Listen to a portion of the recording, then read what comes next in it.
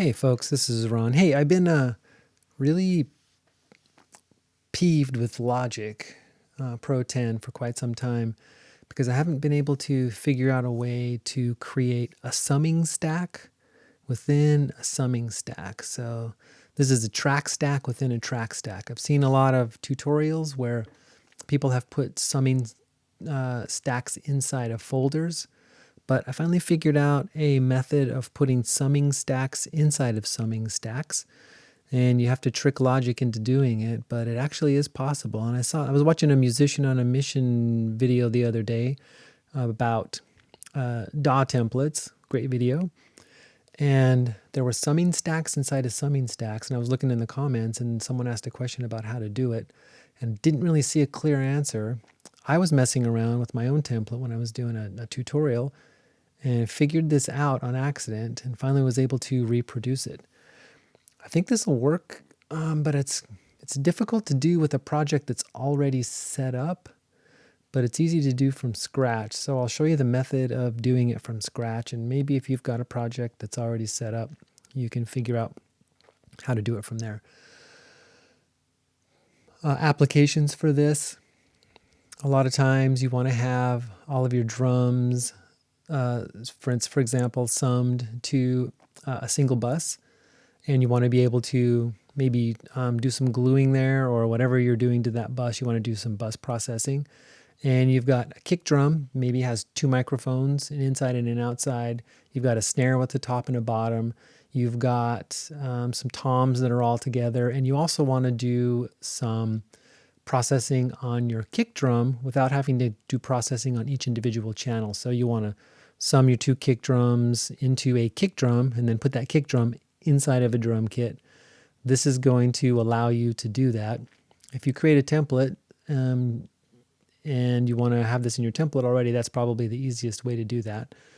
So here goes. This is the method. I'll do that simple drum example. And I'm just going to start from a brand new project. And I'm going to create 6 audio files. Let's say audio 1 and 2 are my kick drums, 3 and 4 are my snares, and 5 and 6 are my toms, and maybe I'll add another stereo track in here just to use as my overhead. So let's add one more track in here, and those are my overheads. And we'll make it a stereo track. Let's say this is my kick in. Yep, I'm going to type all this. This is my kick out, and I apologize. This is my snare top and snare bottom. And we'll just call this tom 1. And we'll call this tom 2. Yeah, it's a very, very cutting edge band, only 2 toms. I want to group these kicks, these snares, and these toms into summing stacks so that I can process them as a whole. So let me select both of these and create a summing stack. There's sum stack 1. And when you create these summing stacks, Logic automatically creates a bus for you and then routes these into that bus. This becomes the bus. It's an auxiliary. It becomes a bus, and then that bus routes out to, by default, the stereo channel, whatever your stereo out is. In this project, I'm sure everyone has Logic set up a little differently. Create another summing stack. I'm just using the shortcut key Shift-Command-D for that. But you can also just right-click and say create a track stack and create a new summing stack. Okay, I've got my 3 fancy new little summing stacks there. I'm just going to choose any one of those summing stacks, and I'm selecting just the summing stack itself. And then I'm going to right-click on that and say Create Track Stack, and I'm going to create a folder stack. And you're probably thinking, yeah, we all know how to create folder stacks. We've all done that before. Bear with me. I'm going to grab this and drag it into the folder, and I'm going to drag this into the folder. Now, I could reorder those if I wanted to, but for this demo, it doesn't really matter. I'll just leave the overheads out for now. So that's the first part of the setup. That's the easy part. We'll call this my toms We'll call this my snare, and we'll call this my kick. All right, now if I wanted to process the kick, the snare, and the toms as a group, I can do that. So let's take a look over at the track view and see what we've got here. This will show you how all the wiring works. These are my toms here. So that's the group of toms there. And as you can see, tom 1 and tom 2 have their outputs going to bus 3. That bus 3, this tom's track stack right there, this tom's track stack has its input from bus 3. So these are all routed out over to bus 3, which routes out to the stereo out. I'll go your toms. Same thing with this one, the snare, and same thing with the kick. So I'm just going to hold down the command key, and I'm going to select the snare. Notice it's stereo out, and I'm also going to select the kick. They're all 3 stereo out. And I'm going to assign them to a bus. My next available bus is bus 4, but depending on your template, it could be whatever bus you need. Logic has what appear to be plenty of buses. I think it'll be okay. So I'm going to assign these to bus 4. When I do that, Logic automatically creates an auxiliary track, which we'll call the drums. So from a wiring perspective, this would work, and I could do processing on this particular track here, and it would affect all of these drums because they're all summed to here. These are going from bus 1 to bus 1. Bus 1 is coming in here to bus 4. Bus 4 is coming in here to the stereo out, which is going out to there. So the wiring part works. But here's the cool part, and I have no idea how to predict this or how to make it do what I want it to do, but I know this works. I'm going to right-click on this, or you can hit Control-T, and I'm going to say Create Track. Okay? I'm going to count down. Watch what happens. 3, 2, 1. What?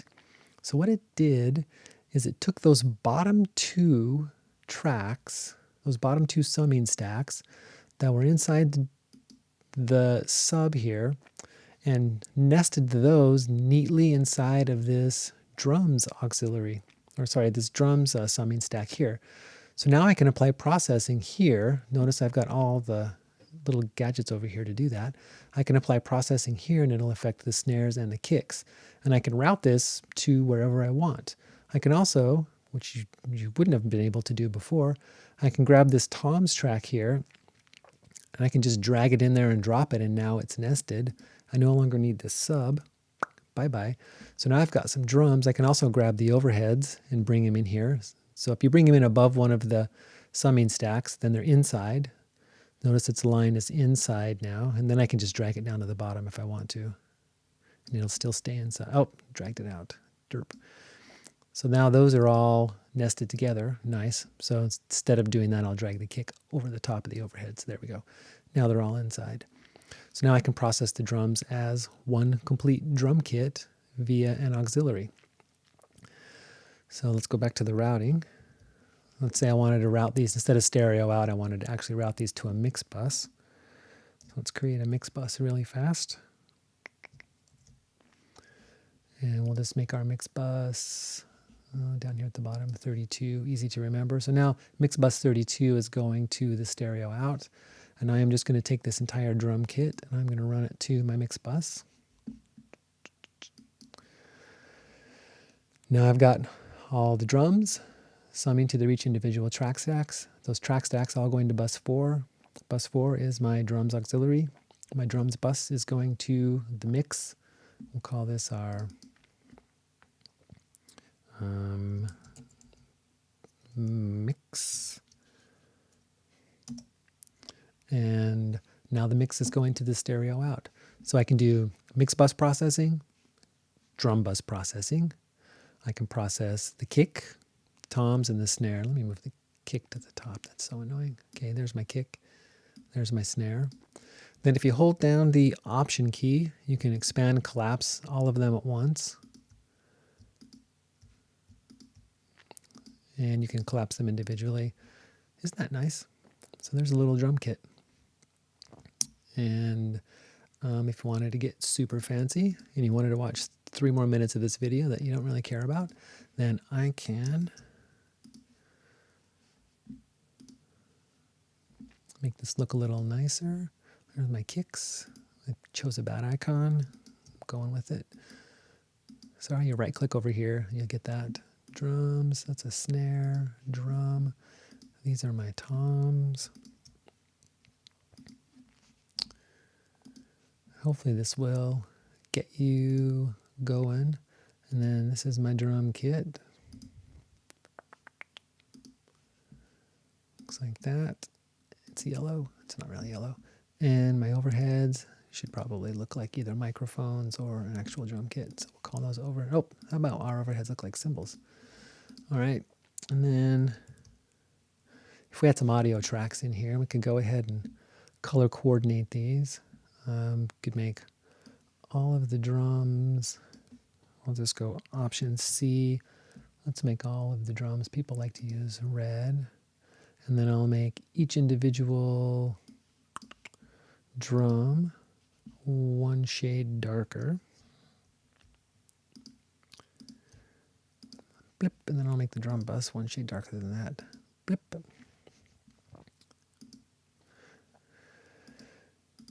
And then mix bus, I guess pink is the best color for that, obviously.